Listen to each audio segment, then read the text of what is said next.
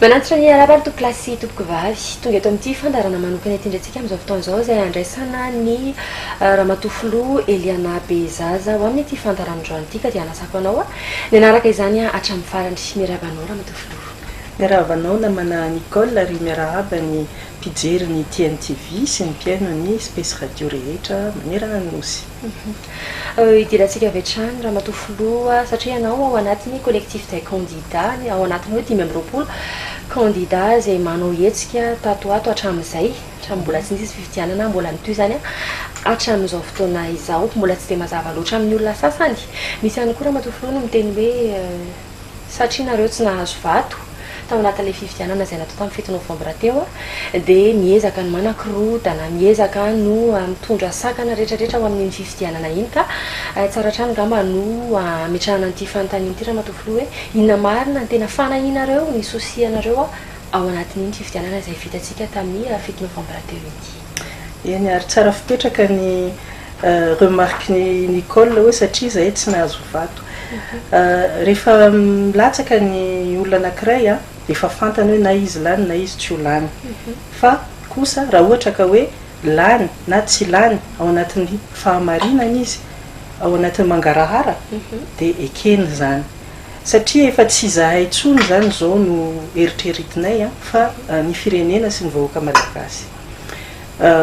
Tsy resaka hoe zahay ho lany intsony zany zao hoe zay ny tena marina fa voalohany aloha raha ohatra ka fifidianana anankiray ivoahana filoham-pirenena anankiray ao anatin'ny mangarahara sy fahamarinana dia azo antoka fa izay no hitarika ny hitiavan'ny vahoaka rehetra n'ilay filoham-pirenena izay anaraka azy ao anatin'ny fampandrosoana izay hipakana amin'ny fiadanan'ny vahoaka ka izay angamba ny ataoko fa firaritsika mianakavy. Fa raha ohatra kosa fa mifanohitra amin'izay ny zava-misy ka ny ankamaroan'ny olona tsy nifidy an'ilay filoham-pirenena lany dia lasa ohatrany teo aloha foana zany ny zavatra misy eto Madagasikara tsy miainga mihitsy amin'ilay fampandrosoana ary matoy zahay ny latsaka dia hitsangana ho tompona andraikitra mba hitondra nyity Madagasikara ty ho any amin'izany fampandrosoana izany. Ka betsaka ny zavatra hitanay tsy afaka ny tsy hiteny izahay ary tsy afaka ny angina satria hoe resy na kely vato satria izahay dia mbola tompona andraikitra ihany amin'ity firenena ity. Ka ny zavatra hitanay aleo any am-piandohana zany tantaranazy dia tamin'ny izahay rehetra candidat 930 nantsoa ny CENI tany Ananisana tamin'ny antsasatsasaka ny volana oktobra dia io resaka lisy-pifidianana io moa zany no antony nantsovana anay satria efa betsaka loatra ny fitarainana mikasika anazy io. Teo moa zany voatsikaritray fa tena tsy nety io lisy-pifidianana io marina fa efa tany amin'ny aogostra no nilatsahana nanaovana an'ilay dossier de candidature fa misy ihany koa zany ny fahadisoan'ny CENI satria efa tamin'ny 7 ny volana jiona neny nanao convocation des électeurs maninona raha ohatra ka ilay lisy-pifidianana izay efa nakatona tamin'ny volana mai no efa nipubliena dia natao ny kara-pifidianana dia raha ohatra ka natao tamin'izay fotoana izay izy dia nanam-potoana tsara sika nijeriny lesoka nanovana nitsy sy ny sisa sy ny sisa nefa efa 10 andro ankatoko ny fotoana fifidianana vao betsaka ny zavatra nivoaka satria ny karatra mbola tsy nivoaka fa ny olona betsaka mitaraina amin'ny candidat rehetrarehetra hoe tsy ao anatin'ny listra ka tamin'io zato isanjato ny candidat teo niaraka tamin'ny président CENI dia niarana naiky fa tsy mety io listra io dia misy candidat 10 zany no niavaka satria ny sasany zany niteny hoe avy aloha amin'izao dia le candidat 10 niavaka nilaza hoe raha zao ary ny fandehany aleo ihany ahemotra le fifidianana tsy foanana akory fa mba asio fotoana kely re anaovana n'io namboarana n'io listra io zany hoe diovina asorina ny olona maty ampidirina ny olona tsy ao anatiny dia asorina ny doublon satria raha ohatra ka io listra io no anaovana fifidianana dia mety handiso ny valim-pifidianana ary rehefa mandiso ny valim-pifidianana dia midika fa tsy maintsy ho isy ny korontana satria korontana io a dia avy amin'ny fifidianana foana teto Madagasikara ka mba okizay re olona ny rotaka noho ny resaka ady fahefana sy ny tsy famarinana ny fifidianana dia nanao an'izay zany zay nipakatra any amin'le hoe réunion conférence souveraine tany amin'ny CCI Vato tsy noenona moa izy iny a fa naroso ihany le fifidianana tsy manenina nefany a vo arrivany 7 novembre anie dia nitranga daholo le zavatra rehetra satria iny fa tena hita fa tena marina fa ny ankamaron'ny olona tsy ao anatin'ny lisam-pifidianana verozo zany le vahoaka malagasy rehefa nanao enquête tsirairay satria samy nanao enquête zany ny candidat dia hita fa any anatin'ny fokotany ray a misy ny any amin'ny antsasa-manilan'ny olona zany zay tokony hifidy a tsy tao anatin'ny listra ary betsaka ao anatin'ireo no efa tao anatin'ny listra tamin'le arretage tamin'ny 15 avril dia noho nizay a atao amin'ny 15 mai tsy tao intsony anatin'izany zao pasteur Mayol zay candidat nefa izy tsy tao anatin'ny listra dia betsaka koa ny olona maty a izay nangalanay pirofo tany amin'ny fokotany nampanarahana n'le fitarainana any amin'ny HCC zay vao mariky ny président fokotany hoe reto olona reto a dia maty nefa nytao anatin'ny lisam-pifidianana dia tombanana ao amin'ny 20 hatrany amin'ny 20 isa fokotany ny isan'ny olona maty ao anatin'ny listra mandiso be anie zany ny doublon a anatin'ny fokotany ray misy ahitana 96 misy ahitana 50 misy ahitana 30 ohatrohatr'izay a dia misy daholo ny fokotany rehetrarehetra fa io zany a dia tena hita fa fanahinina natao satria na zaza manana logiciel faran'izay tsotra domestique dia mahavita mahafantatra manala an'izany doublon zany logiciel Excel dia ataonao hoe trier dia mivoaka eo a le olona mitovy numéro-na karapanondra dia asorona fotsiny dia amin'ny fomba ahoana ny logiciel lafo vidy zay nentoan'ny PASEM sy tamin'ny alalan'ny basket fond dia zavatra hoe sophistiqué ve dia tsy alalan'izany fa tena azo lazaina hoe fanahinina natao le zavatra satria efa misy zany eritreritry ny sasany tianao osoka dia zay mikasika ny lisam-pifidianana zay efa tsy azo ekeny eritreritra anefa ane dia nisy osoka be koa le fifidianana ankoatran'izay zay tsy ao anatin'ny lisam-pifidianana intsony satria le lisam-pifidianana mbola atao hoe andraikitry ny seni fa le osoka zany a efa tsy seni intsony ka io manko nisy fotoana elaela zany nangina daholo ny olona satria mbola atao hoe mbola nandevona ny vavony mbola nidigéré an'le ohatran'ny amponga be teny an-tampodoanay rehetrarehetra zany fa ateoriana kosa dia mandeha ny eritreritra ny comparaison dia raha oharina zany tamin'ny fifidianana tamin'ny 2013 dia tamin'ny 2013 nisy candidat be da be ihany koa dia ny sasany a nahazo 0 jusqu'à 1%, misy maromaro tsy fantatro ny isany, misy nahazo 1% jusqu'à 5%, misy 5 jusqu'à 10%, misy daholo reo a ary rehefa jerenany amin'ny région dia le ohatra hoe le nahazo na dia nahazo 1% izy a misy nazahoany betsaka amin'ny région anankiray satria tsika zany mbola misy an'izany hoe vote ethnique, misy réflexe traditionnel zay tsy miala amin'ny gasy fa tamin'ity ndray mitoraka ity dia nitovy daholy ny fifidianany gasy na aiza misy azy na aiza misy azy teto Madagasikara zany hoe tsisy tsony le réflexe traditionnel tsisy tsony le vote ethnique fa dia hoe ny 0 jusqu'à 1% telo amin'ny telopolo candidat dia ny 8% ray a ny 35% ray a 39% ray ka raha ohatra ka atao zany mikajikajy mathématika amin'ny zay mahalalany hoe probabilité sy ny statistique dia ny probabilité ho isiny zany zavatra zany dia 0, tsy fantatro na firy ny 0 fa zany hoe bitika dia bitika ka ohatrany hoe miracle zany ny zavatra nisy teto Madagasikara ka rehefa oharina amin'ny zavatra tena misy any amin'ny fiarahamonina koa le izy dia tsy mahafatoky satria zao ny olona rehetra ny leo an'le fitondranany fanesesy teo tamin'ny roapolo taona toato tena nitotongana ny fiainan'ny malagasy ka te anana olom-baovao ny malagasy zany ny zavatra hita sur terrain na tsy zahay aza fa mba mitsangana zay olona anohatra an'izany iteny hoe tsy marina fa zay tena le olona tena na ratsy ny fiainana ihany tianay misy za tsy miteny hoe tsisy fa misy ampahany koa zany ny olona mba nitaky zava-baovao fa tsy zéro akory nefa de tsy hitantaratra mihitsy zany anatin'reto zavatra reto zay zany le zavatra misy amin'ny fiarahamonina de eo koa zany ny hoe zavatra hita maso zany tantarain'olona satria zany miva manko ny vava mihidy tatorina samy gaga daholo de samy tsy niteny fa mandeha tsikelikely le vaovao hoe izy io nere olona ka nisy famadiana urne ary misy mihitsy ny candidat mitaraina ny amin'ny RCC nitondra ny profony zany zavatra zany hoe misy 2 urnes ony amin'ny bureau mpifidianana maromaro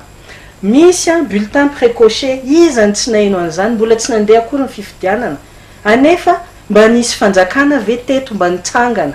anao hoe mba hanao enquête normalement ne rehefa misy zavatra ohatran'izany tokony se saisir rery ny tribunal ny procureur satria zavatra mamoafady ane zany de tsy misy na iray fa eny fotsiny hoe misy ny bulletin précoché de tsy misy aloha démenti hatram'izao tsika miteny zao tsy mbola nisy démenti fa au contraire confirmation no misy hoe nisy tokoa le izy fa zahay de nahazo vola misy an'izany de misy koa zany ny hoe bourrage des urnes misy olona mitantara tsy hoe vavolombelona akory fa mitantara tsy mahasa monsieur Masoandro fa moa ve noho le olona tsy mahasa monsieur Masoandro de tsy maintsy tsy azo avoaka le izy satria hoe tsisy profo adidinay ihany no miteny de adidiny zareo tsy manaiky an'izany koa no mana-profo hoe tsy marina zany de nisy koa zany ny olona mitantara ty aminay hoe zay ane raha ny tena marina teto Antananarivo reny encre reny tsisy indélébile fa fafana amina dissolvant fotsiny de afaka de efa copy daholo ny président du bureau de vote efa voavidy fa izahay de nifidy indroapolo misy an'izany misy olona mitantara an'izany ka aoka zay olona milaza fa tsy marina zany no hitondra profo fa tsy marina fa tsy izahay no tapenam-bava fa madika manko le zavatra hoe nareo rehefa tsy manana profo de mangina fa sarotra ane tsisy olona nanam-po misy zavatra ohatran'izany tamin'io raha nisy olona nanam-po ve tsy efa nitondra huissier daholo ny rehetrarehetra ka zay zavatra rehetra zay tsy maintsy tenenina fa ny anay zany de tsotra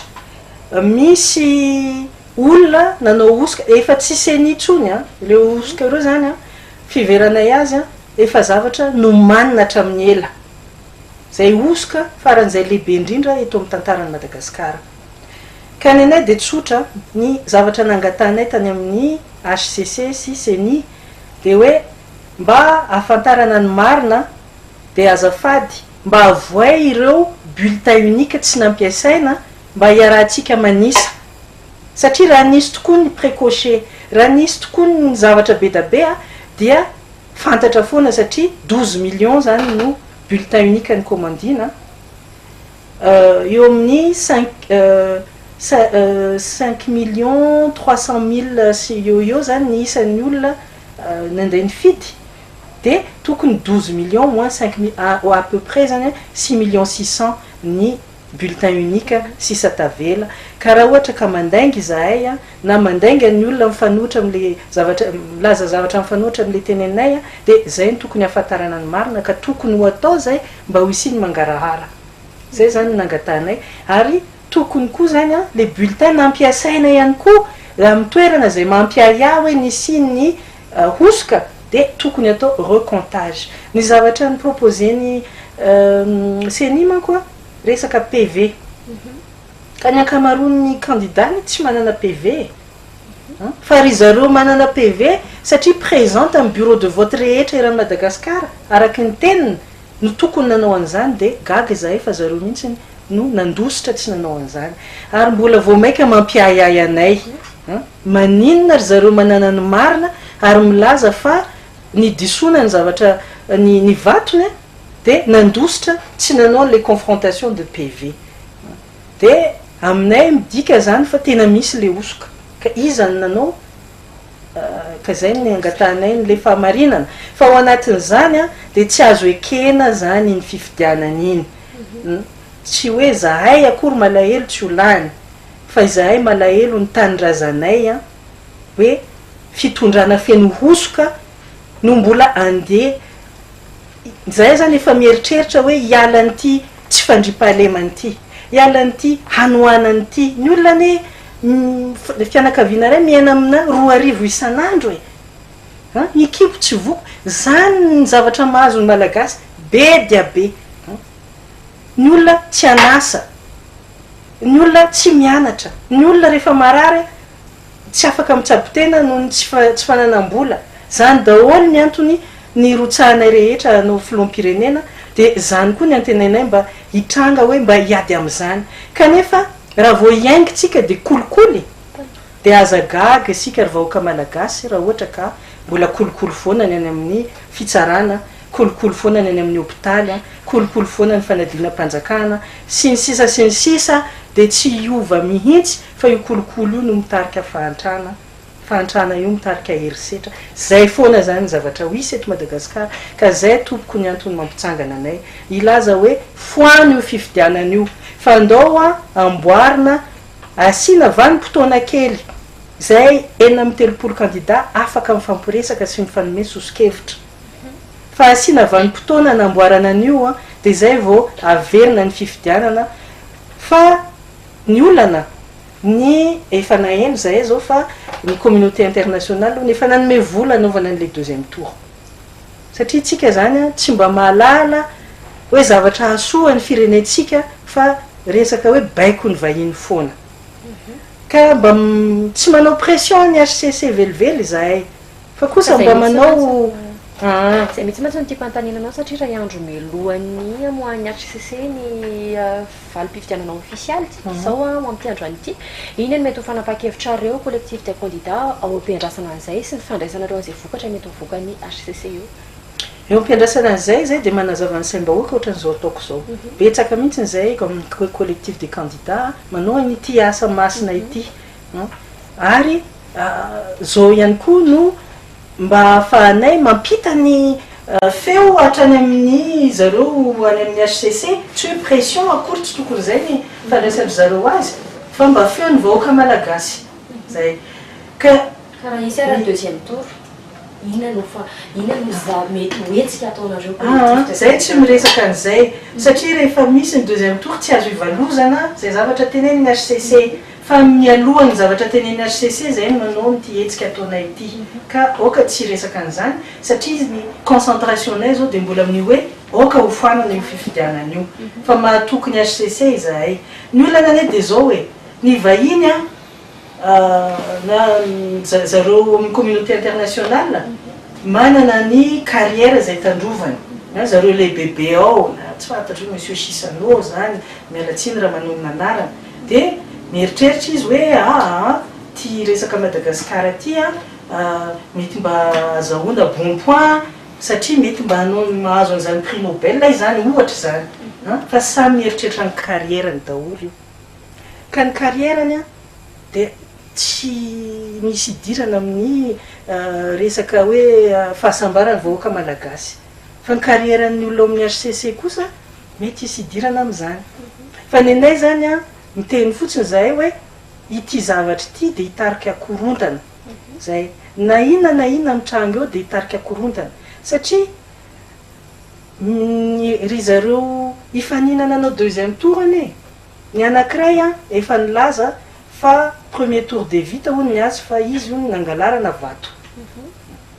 ka azo antoka tsara fa raha ohatra sanatria ho azy zany ka tsy lany izy de tsy maintsy hitarika akorontana ny anankiray kosa de efa nametraka fitarainana miisa 200 izay nitsoahany tamin'ny fotoana farany de azo eritreretina zany fa matoa nametraka fitarainana zany nahita zavatra tsy manjara ka ireo fitarainan'ireo raha ohatra ka nipetraka dia tena argument nientina mihitsy ho anafoanana ny fifidianana nefa tsy mety aminy satria izy efa tafiditra deuxième tour ka ny fomba ahoana moa izy no anafoana fifidianana dia aloany zany nitsoahana na dia tsy marina aza le fifidianana ka raha ohatra indray ary ka izy ny tsy lany dia ahoana dia tsy hiverina indray izy aka an'le fitarainana valo sy roanjato iteny hoe izy iny ane ka tsy marina ny fifidianana iny ka na ahoana na ahoana zany tsy maintsy hikorontana ihany zay ny fahitana azy ka rehefa izany no izy a raha tia tandrazana marina zany ny ao amin'ny HCC ao aleo a hita marina fa efa misy osoka aleo hiverina ny fahamarinana ohatra ny nataony Kenya ny nisy an'izany nisy osoka be tany amindry zareo a dia ny foanan'ny HCC ndry zareo ny fifidianana ka hitako hoe zay hitako hoe marina indrindra ary mba départ amin'ny fahamarinana amin'izay ny zavatra ho isy eto fa raha zao kosa ny atao taratra zao zavatra kolokolo be zao a dia raha pitso azagaga sika fa na dia hifidy chef de classe aza dia ho isy ny osoka milisitra ho isy ny fividianan'olona ho isy zao rehetrarehetra zao satria tsika mitaiza za mo reny mitaiza dia zay mahatonga hoe tena tsy mety amiko zao zavatra miseho zao efa madivadivana ifarantsika raha matofoloha ka omeko minitra vitsy ianao amarana antsika nytia satria miara-miandro zany tsika am'izay valy tena voaka ny HCC andrapiso dia mitoboko ny anay dia tsotra ny vahoaka mampalahelo fa ny vahoaka ty amintsika zany tsy mba mahay mitaky ny zony fa rehefa mahita en Frantsa amin'izao fotoana zao mihetsiketsiky be ny vahoaka any satria misy zavatra tsy rary ny ataon'ny fanjakana mikasika ny hetra zany ka ampihena n'le fahefa mividiny olona dia lasa izy rehetra manao n'le gilet jaune dia mikorontana fa rehefa tsy henona zahay dia tsy hoe manome vahana mpitondra atsy na mpanoitra atsy fa tena hoe tombontso anay vahoaka ny tianay ka oaka mba hitsangana amin'io ka za dia tena maniry ka misy koa zany ny afatra andeha ho any amindry zareo vazaha ny velany satria io fifidianantsika io any ny ry zareo mpandohetra ny velany mandohan'io contribuable ry zareo manao gilet jaune io ka sa ahoana ny fieritreretandry zareo raha fantany hoe io volandry zareo tonga ty io ane ka anaovana kolikoly dia rehefa mahantra ny malagasy dia tsy mila viza ntsony makany andafy fa makan'le botte people reny mamony tena noho ny fahantrana dia andeha akany asandry zareo any andafy anao clandestin any satria noho ny ataony le olona zay irahandry zareo ametraka demokrasia ty amintsika nefa tsy zany ny ataony fa zavatra hafa ka ho isy koa zany ny conférence de presse ho ataony collectif de candidat any ampita mba amoazana ny opinion publique andry zareo hoe tandremo fa mivolanareo raha tsy fitantanana makany aminay fa tsy demokrasia ny mitondra any ka te amoan'le vahoaka malagasy mihitsy oka re isika mba nitombotso atsika ireriany fa tsy fanatisme no entina satria io fanatisme io ane dia hoe zahay miady ny tombotsoan'le olona toananay fa tsy tombotsoanay ka efa mba fotoanany zao mba hivoatra amin'izay ny vahoaka malagasy mba hitazava-tsoa ka zay zany mba teniko farany mba maniry ka maniry mba hivoatra sainy tsika malagasy tsy hiady ho an'ny le olona efa voky fa hiady ho an'ny kibotsika mba ho voky zay mankasitraka be lehibe anao raha matofolo Eliana Bezaza nanaiky ny vahinisina fatafatato aminay Space Radio sy ny TNTV ka ny TNTV misaotra namana Nicola dia manao veloma mandra-piona ny mpijery ny TNTV sy ny Space Radio zay raha mamarana ny fandarana manokana teto amin'ny fahitalavitra fa amin'ny tiandro antia mankasitraka be lehibe anao tsy nisaraka taminay hatramin'ny farany dia manome fotoana anao manaraka indray veloma tompoko